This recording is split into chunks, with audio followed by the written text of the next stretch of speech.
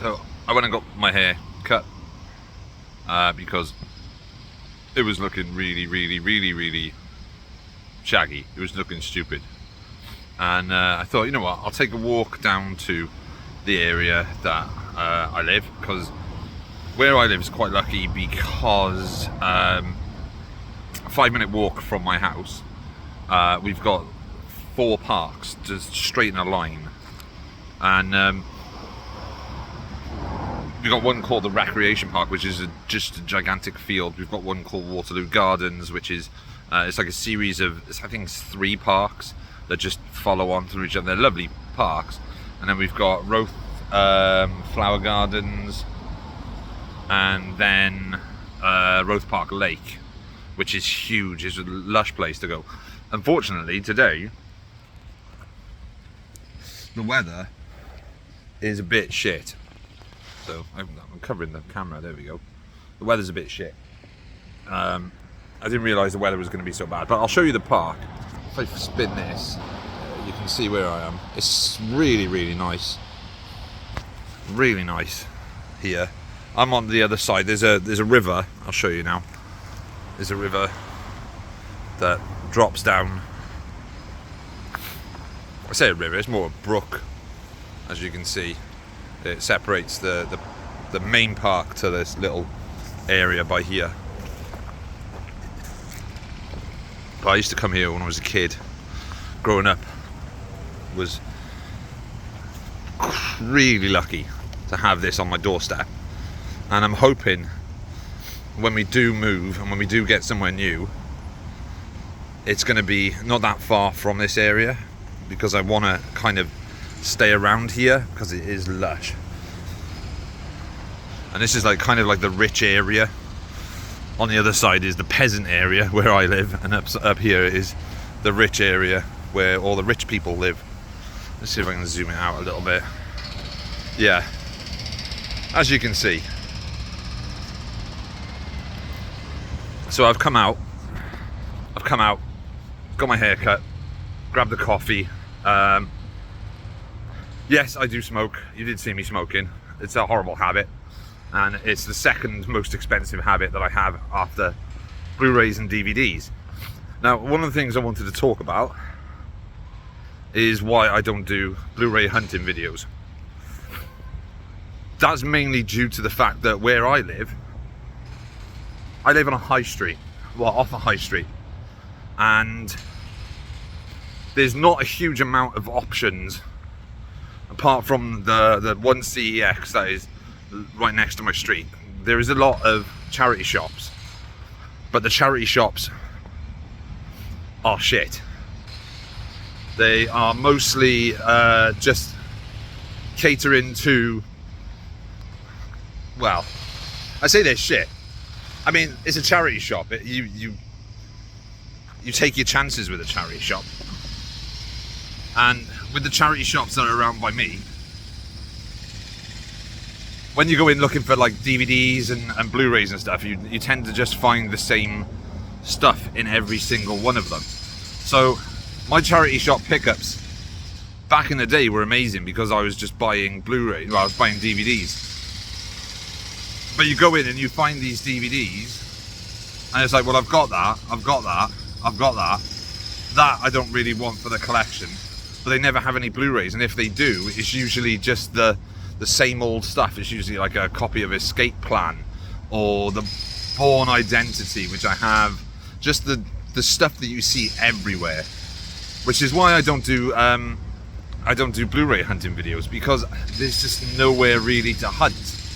I mean, I could go into Cardiff City Centre and go to HMV, but I've done that, and again, like, I could spend hours in HMV just going through every single shelf, but that I don't have enough space on my phone to be able to record hours and hours and hours of footage of me just looking through the shelves of HMV.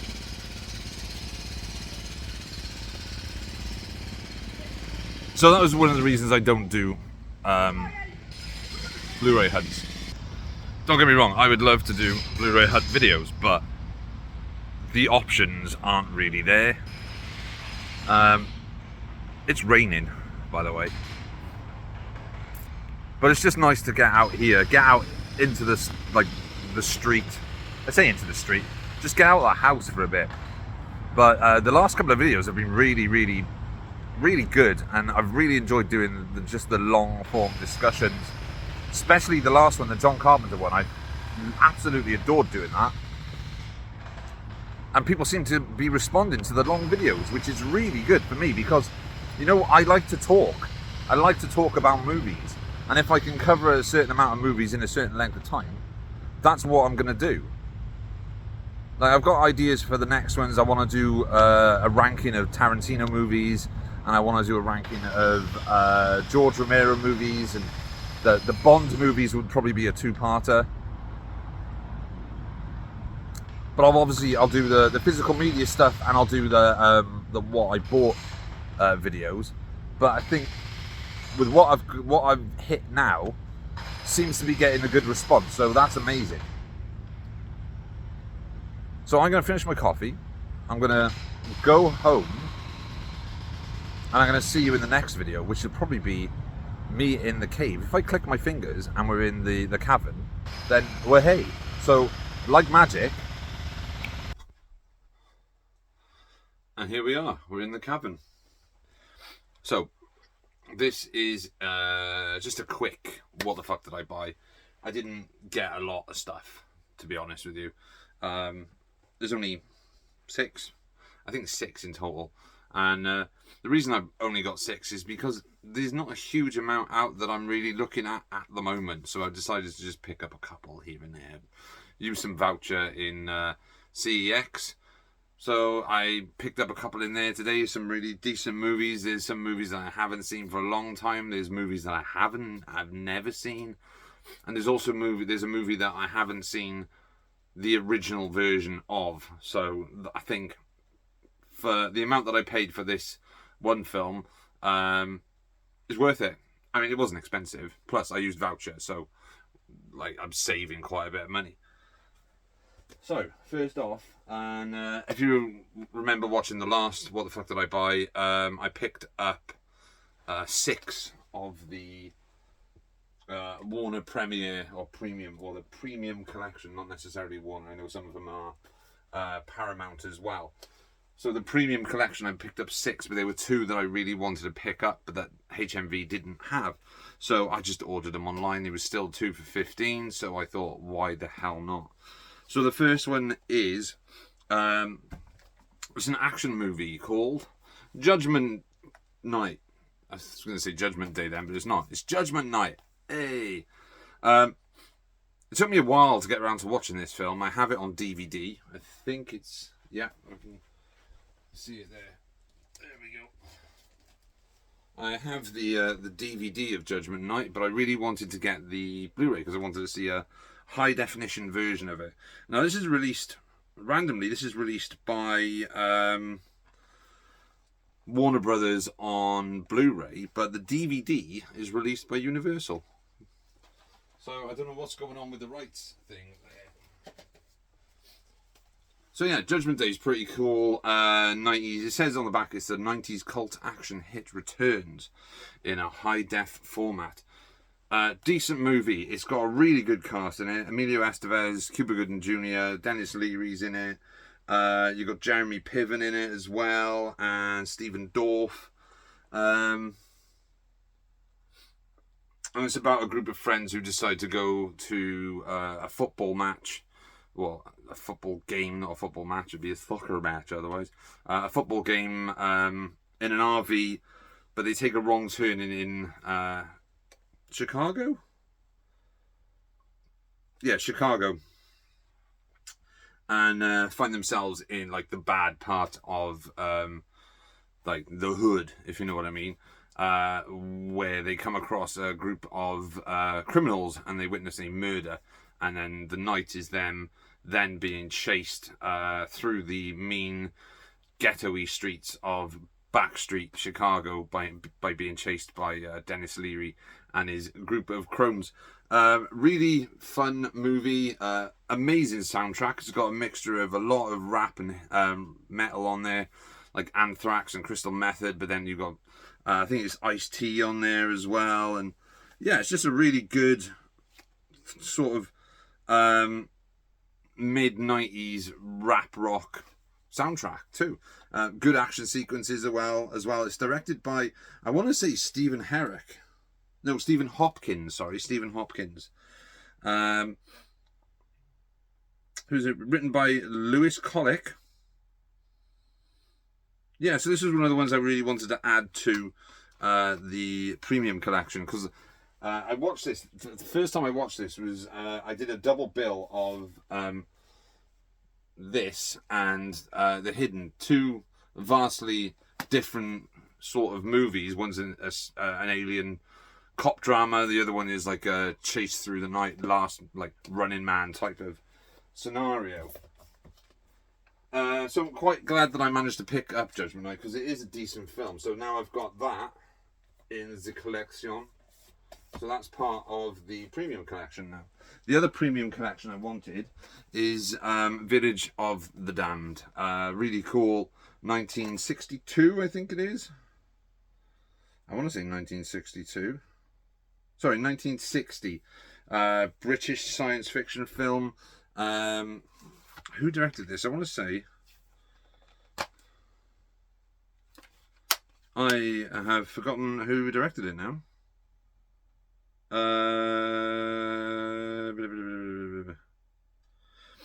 See, this is the problem that I have with like Blu-rays, because they don't put the credits on the cast credits on the back anymore. So I think this might be Terence Fisher. I'm not sure.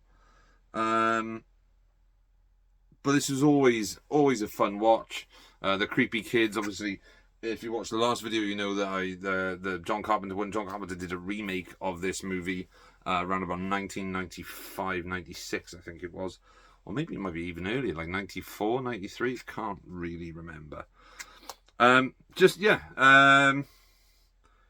Really interesting story. It's based on a story by...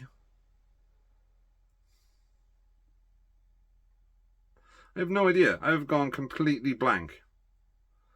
But I think it was originally titled The Midwich Cuckoos, and I think ITV did a sort of TV remake of this maybe last year or the year before, which starred Max Beasley. I haven't watched it. Hopefully it's on ITVX and I can give that a shot and see if it's any good, because like I said, I do like this. I kind of enjoy the other one. The sequel to this, Children of the Damned, is also very, very fun and very good. I have a box set somewhere which has both of them on DVD, but I don't know where it is. I think it's in storage in my cupboard. But yeah, really wanted to add this to the collection. I know I've said this many times in the past, but there's something about 1950s, 1960s, even up to the like early 70s, sort of British science fiction sort of horror movies that really, like, it has like a vibe to it that I really like, especially something like The Damned with Oliver Reed, and what was the other one, Earth Dies Screaming, which is also like, it's less than, I think it's 61 minutes long, but for that like hour and 1 minute or whatever it is, there's just this sense of dread, and I don't know why. It's not like you know something's going to happen. I think it's because of the setting. Obviously, Village of the Damned, Children of the Damned, the Damned, and Earth Dies Screaming. They're films that are set in very small, like not home counties, but like Cotswold type, quaint villages where you think, oh, everyone's like sunshine and rainbows every day, and everyone gets along, everyone knows each other, but there's some sort of really dark underbelly to this town, and it's just an interesting like vibe, I guess, from the movie. So yeah, that's the two that I picked up from the premium collection. What else did I pick up? I don't think I've picked up anything else. I think I've got everything. Like I said, I've only picked up 6, so this isn't going to be a very long movie. So the next one is Jason Bourne. This was only £2 in CEX. It did have a slipcover, but the slipcover was damaged, so I binned the slipcover. Plus, I don't have the other Bourne movies with slipcovers, so I decided to keep it more uniform. I'll just bin the slipcover because it's tatty and there's stains on the front. But the disc itself is in decent condition, looks pretty good. And yeah, I enjoy the Bourne movies. I like them. I like them enough to own them in my collection. This one I think I've only ever seen once, when it first got released on DVD. Or what year was it? It was released in 2016, so I wasn't working for Blockbuster at the time, so I may have got hold of this. No, I think I watched this. It was on maybe Now TV when I was subscribed to Now TV. I don't subscribe to Now TV anymore because I'm subscribed to all the other streaming platforms, and to be honest, it's a struggle to find something to watch.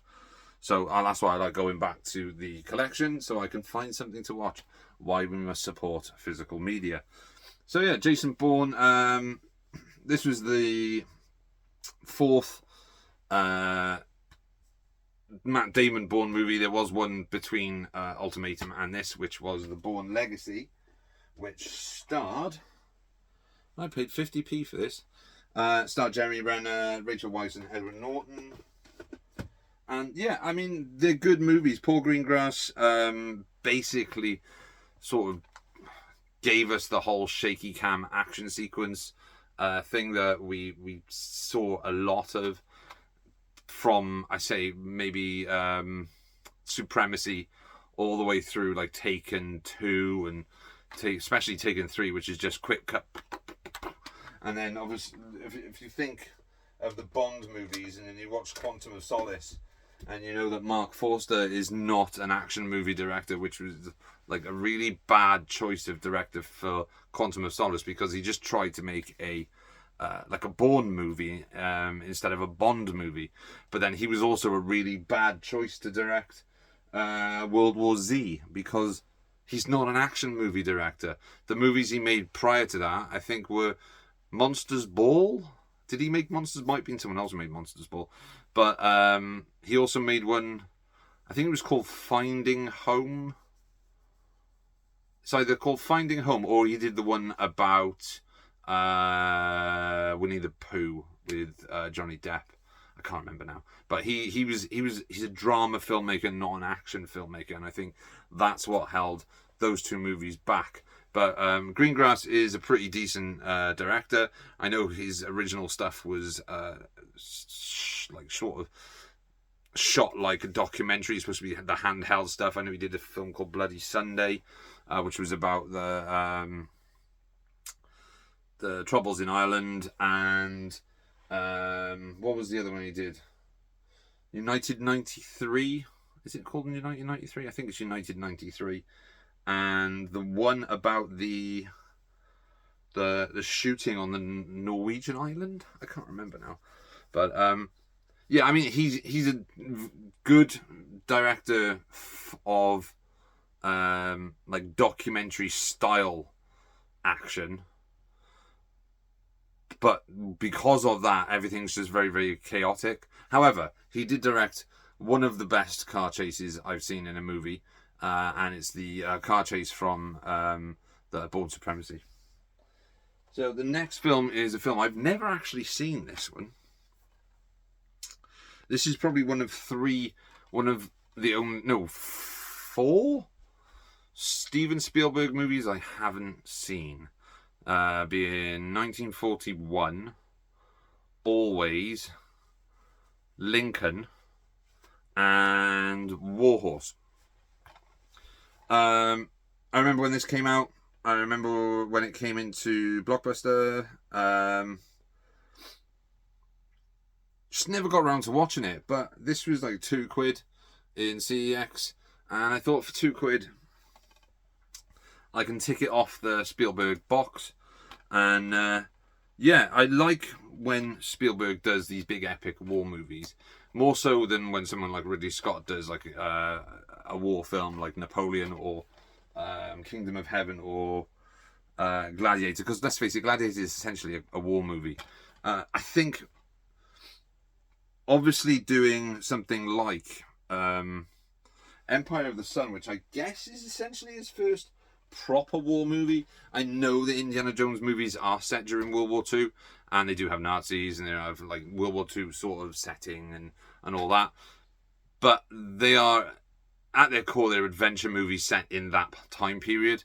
They aren't necessarily war movies. So you look at something, I know 1941 is a war movie, but it's a comedy, which is mostly what it's meant to be. Again, that's a setting. But something like Schindler's List, which is based on a very, very, very real subject and event that happened during the war. And then obviously Saving Private Ryan. Saving Private Ryan is more a fictional, I guess a fictional story set within that, set within World War II. And War Horse, again, I think this is World War One. Yeah, World War One. He has a tendency to make these war movies look so grand and so like brutal and stuff. So this is why I'm really looking forward to checking out War Horse. I know it's more essentially a film about a horse and a boy and a bonding that they have during World War One. But the fact that that was written by Richard Curtis, that's pretty cool. The fact that it's a Spielberg movie that I haven't seen is one that I think I need to rectify very, very quickly. So yeah, that's War Horse. Like £2, like not bad. It's a decent score, mate. Then we have a film that I have seen, I have owned on DVD. I think I still own the DVD, actually.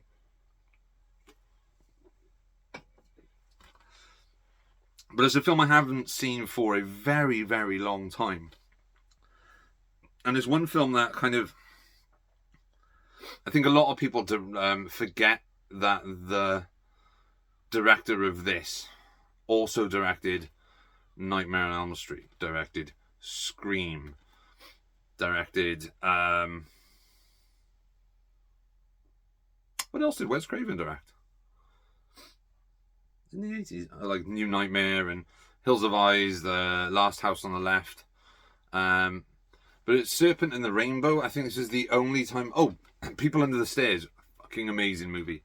I think this is the only time that Wes Craven ventured into the realm of zombies, but he did so by going the classic route, not the flesh-eating zombies, but going more back in time to the original sort of idea of the zombie being to do with voodoo. And it's an interesting take on the genre that hadn't really been done since, I don't know, maybe hadn't been a film that was focused specifically on the voodoo aspect of zombieism since I Walked with a Zombie, or like the old black and white zombie films, until 1968, when George Romero made and then released Night of the Living Dead, which completely changed the genre. And that just escalated and escalated and escalated to the point when we had shows like The Walking Dead and what's the other one? Z Nation, Black Summer, these zombie movies, and films like Train to Busan and All Your Friends, or All of Us Are Dead and stuff like that. So whereas those more modern zombie films have to pay like dues to Romero and Night of the Living Dead, Romero has to pay his dues to the black and white voodoo zombie movies of the 1930s and 1940s. Whereas Wes Craven seems to do that with this movie. It stars Bill Pullman, Kathy Tyson, Ziggs Moke, and Paul Winfield. Paul Winfield's pretty cool. I like that guy. Yeah, like I said, I can't really remember a huge amount about this movie, so that's why I picked it up, because I wanted to revisit and just trying to remember some of it, because it's been a very, very long time since I saw The Serpent and the Rainbow, so I can't really remember a huge amount about it. And then the last video, or the last Blu-ray on the old update, is the film that I talked about just at the start of this, which is I've owned this film in the past, but I owned it in a different version. It is the same film, but the version that I owned was a edited, dubbed, horrendously done version, and it's Operation Condor, or Armor of the God 2, Operation Condor, starring Jackie Chan, and he plays the Asian Hawk. It's been a very long time since I watched the Armor of God, or I think it was just Operation Condor, I think it was called when it was released. Miramax bought the rights for it, edited the fuck out of it, dubbed it, released it dubbed instead of in its native Cantonese. Is it Cantonese? Yeah, the original Cantonese. But never made the original version available.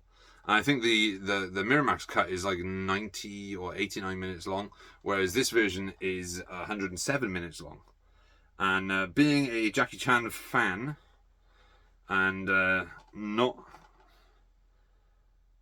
having many of his films on Blu-ray, in fact, I think I've got Police Story 1 and 2. I think that's it, and now I've got Operation Condor, or Armor of God 2, Operation Condor. So really, really looking forward to seeing the actual proper version of this, as I've never seen it, even though I have seen the film in a different way, I guess. So the reason I picked this up was because it was £8. It was £8. It's 88 films. Armor of God, Operation Condor 2, Armor of God 2, Operation Condor, new 2K master from the original 35 negative, or 35mm negative, and never before seen extended version of 117 minutes. So I've never seen this twice then, I guess. But really, really looking forward to checking out this. There are a lot of Kung Fu movies that are released by 88 Films, who now, for some reason, seem to be primarily just a Hong Kong movie label. And I can understand, because there's not many other labels that are putting out Hong Kong movies like this. I know Arrow has now started to put some out. Eureka is putting out more of the more modernish stuff. Where is it? So, like, something like Wild Search. I know this is probably late 90s or late 80s. This is so something like Wild Search, more of the more moderner movies. I know that 88 have put out some more modern stuff, but they're doing more of the I suppose it's like, is it Golden Harvest stuff from the early 80s onwards. Plus, they've got some of the older not Shaw Brothers, but, well, I guess they could be Shaw Brothers, or unless Arrow are doing the Shaw Brothers with their big Arrow Shaw Brothers box sets. But it's nice seeing that these movies are getting the respect that they deserve here in the West, compared to... Not compared to, I'm talking bollocks. It's alright, it's 3:25 in the morning. I'm filming this, I'm sweating my bollocks off, so my brain's a little bit... And, yeah, so that's it. That's the little mini update. This ain't a long video. There's a little bit at the beginning that you watched with me around my area, just having a wander and stuff. The reason there's not, like I said, there's not a huge amount of stuff in this update is because there's just not a huge amount of stuff out there that I want or that I'm looking at the moment. Obviously, if I come across something, I will pick it up. There are a couple of films that are on my list, like U571, and there was another one, but I can't remember what it was now. So I'm looking at picking up U57 when when I was talking the other day about Arrow making a video, the light's just gone off. When I was talking about Arrow's announcement, they announced something, and I was like, oh, I can't remember what it was now. I remembered what it was. They've announced they're doing a release of Chronicles of Riddick, which I will be buying. And I will absolutely love it if they do a release of Riddick as well, so I can have all 3 Pitch Black movies on an Arrow special edition, which would be great. So I'm going to stop this here because it's, with the little bit at the beginning, we're looking at about half an hour. So, like I said, it's not a long video.